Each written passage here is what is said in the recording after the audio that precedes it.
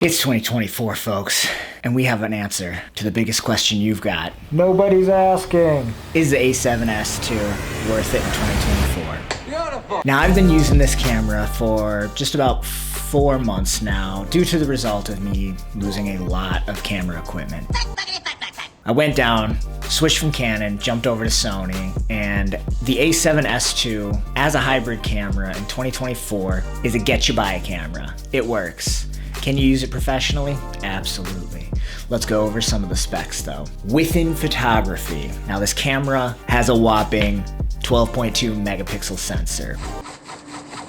That does it! Now it's interesting because throughout the Sony lineup, that sensor doesn't change much, even in the monster that is the A7S III. Now the S cameras are tailored towards video production rather than photography. That's why we have the A7R4, which sits at somewhere around 48 megapixels, a lot of detail. Now there are some benefits to having a lower megapixel count, and can you use them professionally for client work? It is a great camera, partnered with a similar low aperture lens. Now you can push the ISO pretty high with this thing. I'm surprisingly satisfied with 3200 to 5000 oftentimes. Now there is some grain in there, but it isn't the end of the world. What you are gonna sacrifice with a 12.2 megapixel sensor is that you're not gonna be able to crop in very far without really losing some quality on these photos. And thankfully, as a photographer of 7 years now, I've learned how to compose frame to frame within a camera. Now that has taken some time, some effort, because I used to rely on the 5D Mark IV with the 30.2 megapixel sensor, as well as the R6 with a 20.2 megapixel, maybe it's 21.2, to be able to cut in some of the edge of the frame that I wasn't paying attention to. Now with the A7S II, when you're doing photography, you really do gotta be looking at the entire frame of the photo. You can crop in a little bit, but you're not cutting in half of the frame and getting still a quality photo. When it comes to video though, this thing is a performer. I am very impressed, very pleased with the output of this camera. Now at 4K, you're only gonna be able to get 24, which is the film style, the cinematic frame rate. Now at 30 megapixels, you're gonna be running social media. A lot of content creators on there use 30 megapixel. It's just a little bit more frames.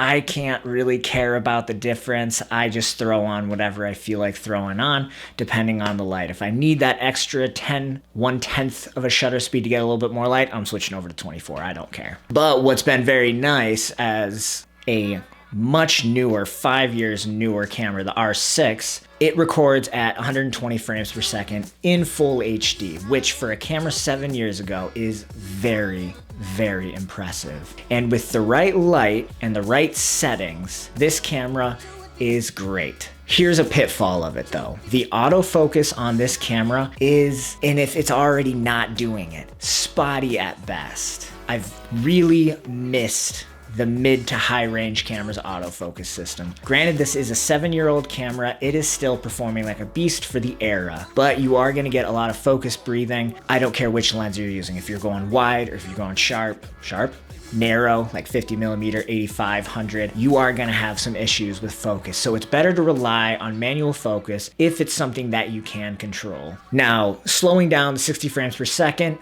also works fantastic. Now, as a food photographer and videographer, this has worked great for all of my client work. I've had no problems. There was no hiccup in my business as I picked this camera up, a 50 millimeter prime, as well as a 20 millimeter 2.8, which you're seeing right now. Now you're gonna see there is some banding on this cheaper lens, but as a vlogging and filming lens for talking head stuff, it is great at the price point. Let's talk about that too. I got the A7S II off of KEH Camera for probably around $450, maybe $500. It is beat up, visibly beat up, but it functions, and I'm happy with the output of it. I'm happy for the price. It is a great camera. If you want something anything mid-professional, if you're really kind of breaking out of the Canon Rebel series or the Sony Alpha series, the A6000 or the A6500, which are great photography cameras, I'll tell you. I still like using my A6500 for photography. It's compact. Let me go grab that too, because if we're talking about Sony cameras right now, I'm gonna bust out both of mine, but I will not be showing you the one we're filming on. Maybe I will, maybe I won't, probably won't. All right, let's go grab that tiny little camera. It's incredible.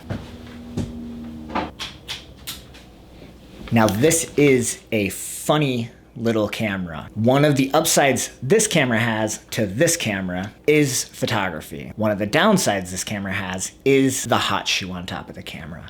If this had a hot shoe and not a direct flash, oh my God, I would use this constantly for photography. But with natural light, this thing's a killer. It is very portable, and hello, what's going on? It's got a flip up screen. I don't know why Sony doesn't have like universally the side flip. They've dropped the ball on that on a lot of cameras, but this one has worked great for me. I don't film with it very often, but I'm gonna because partnered with the 20 millimeter lens that we're shooting on right now, it is a very compact and great camera to use for photography. I would opt for it in natural light and good artificial light over the A7S II because of that 20.1 megapixel frame. 20.1 APS-C crop sensor. Those are the words. Those are the words I was trying to say, sensor. But we're not talking about this camera. We're talking about you right now. We're talking about you. How are you doing? Are you doing okay? That's good to hear. Happy 2024. I'm glad you're here. As flip screens go, articulating screens, whatever you want to call it, A7S II does fall short. Now, because I do all kinds of lower angles, top-down angles, this camera, they dropped the ball on this one hard, very hard. I don't even use it because it's non-functional to me. I think it just kind of tilts back a little bit. So if you want to go low, you can. But if you're trying to go up overhead, you're shooting that blind or standing on a chair. And as a food photographer, I'm shooting at 35, 45, 90. When I'm shooting those top-down shots, it is frustrating. Unless you've got a C-stand and you're tethering it to a laptop, those top-down shots with a 50 millimeter lens, even on the full frame, is gonna be frustrating. Now, who would I recommend this camera for? I would say any beginner that can afford this camera. Rule of thumb with buying a camera in general is if you have the money, buy the most expensive one you can get. I don't care what brand you go with. Nikon, Sony, you can get an old Olympus, Fujifilm, fantastic, got really cool film filters for it. Any of them. Canon, did I say Sony already? I think I said Sony already. Any of them are gonna be fine. Another benefit of shooting on the Sony is that you do get log footage. I'm not sure exactly what it's called on here. It might be S-log2, S-log3. You've got a back dial that is shutter, front dial that is aperture, and then you gotta press a back dial to adjust the ISO. For button function, it is 6 out of 10, 5 out of 10. I'd give it a solid 5 out of 10. Canon, that is a solid 8.5 to 9 out of 10. 10. The button function on those cameras are great. We're talking about the A7S II again. Dusty, focus, jeez, man. Anyways, here are some of the videos that I've shot with this camera.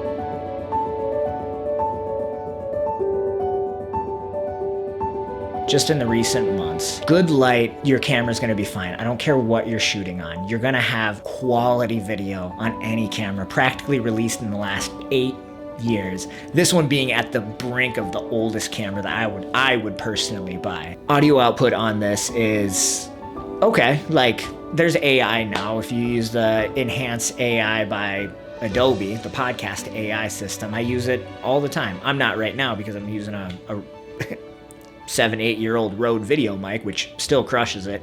7 years ago, 8 years ago is when they really kind of started to integrate more of the stuff that we see today, which is 120 frames per second on a camera without needing to buy a specialty camera. You don't need an Alexa or Red to do that stuff anymore. Whereas before, cameras were cameras, video cameras were video cameras. Now we have hybrid cameras that essentially you don't need to have a film camera and you can shoot a whole video on an iPhone. In my opinion, equipment does matter. Even as somebody who makes a living doing this, it is it's a mixed world now. People are liking the accessibility of iPhone footage to make it feel more connected, you know? There's a detachment in highly edited and quality videos. A lot of people don't feel like they can connect with the cooking recipes or anything. And it's all about the presence that you're putting on film when you're shooting this stuff, and are you making it look good?